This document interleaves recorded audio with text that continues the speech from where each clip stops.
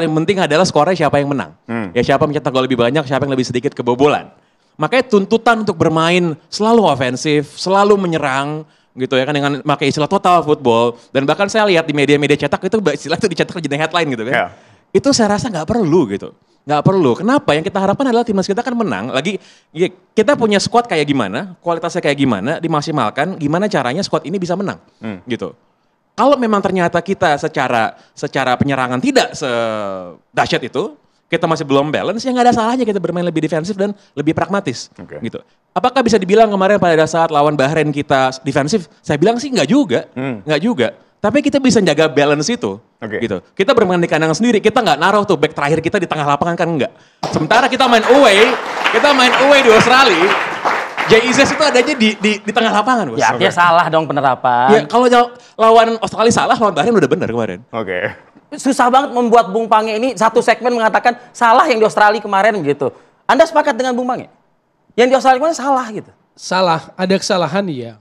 Makanya sebetulnya saya bosan sama Bung Pange. Harusnya Tio Nugroho di sini gitu loh. Kenapa? Ya, menarik aja kalau ada Tio Nugroho. Karena pernyataan-pernyataannya juga gitu kan ya. Enggak, soalnya kalau mau tahu kita objektif aja. Oke, itu intermezzonya. Pragmatis, ini sepak bola modern. Jadi nggak ada pelatih cuma mikir nyerang atau mikir hanya bertahan, nggak ada. Hanya soal cara gitu loh. Apakah beda? Jelas beda. Makanya terjadi pergantian. Karena kita ngamatin jangan di satu pertandingan. Ngamatin pelatih nerapin sesuatu tuh dari sejak di awal. Tentu awalnya kita nggak paham kecenderungan itu. Tapi lama-lama paham. Contoh waktu di China. Waktu kita kalah kepleset 1-2. Kita sebetulnya punya peluang untuk tekan China. Dan memang secara permainan kita dominasi. Tekan Cina. Tetapi kita kalah. Makanya kita lihat statistiknya. Progresif passingnya 5. Terus sentuhan di area penalti lawannya juga kalah dibandingkan Cina. Padahal Cinanya defend. Tapi progresif passing dia lebih besar daripada kita. Dia 12, kita 5. Sentuhan di area penalti pun kita lebih rendah. Jadi pertanyaannya menyerang seperti apa? Atau efektivitas serangannya seperti apa? Saat itulah makanya Anda kritik kan? Iya. Nah itulah akumulasi dari pengamatan sepak bola, masukan-masukan atau obrolan dengan orang-orang teknikal, itu yang muncul. Karena itu yang saya baca. Maka kemudian saya mengkritik bahwa taktikalnya monoton. Hanya hilang bola turun, retreat, pasti retreat ke bawah semua itu. Menjadi 5-2, 5-2-3 gitu loh.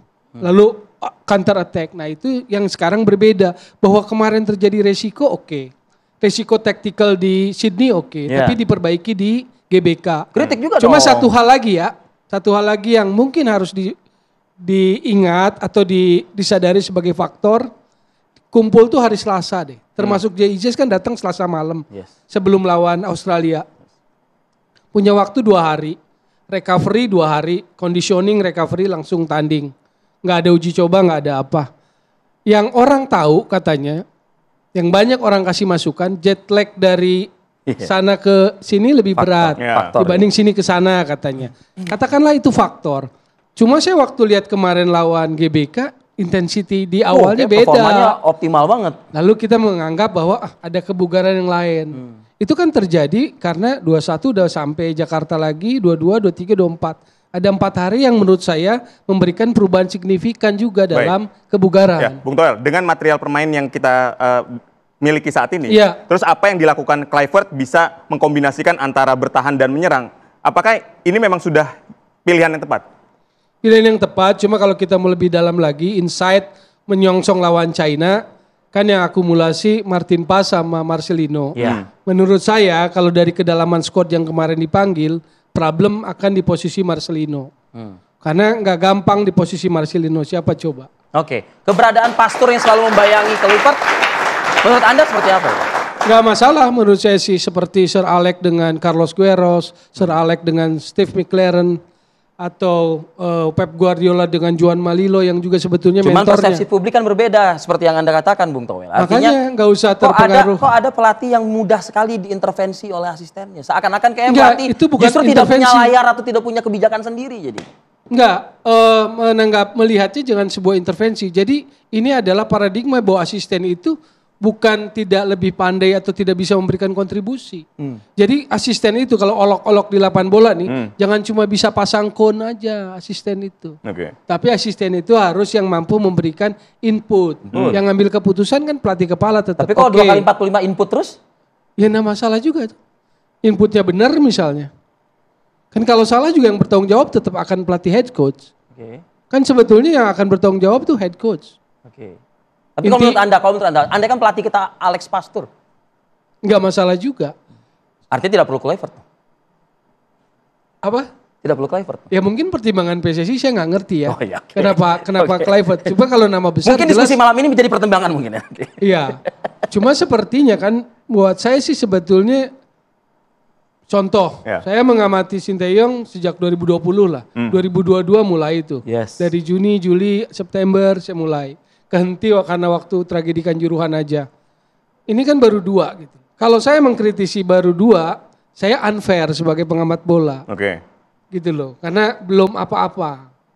Nanti kalau mengkritisi setelah sekian lama targetnya tidak tercapai ya boleh gitu loh. Dan hal sama aja juga Anda lakukan nanti ke Kluivert ini? Ya iya kan target dia kan jelas. Dia kan sangat jangka pendek kalau menurut saya targetnya. Lolos Piala Dunia kan? Lolos Piala Dunia. Oke, kalau saya ke Bung Pange sekali lagi.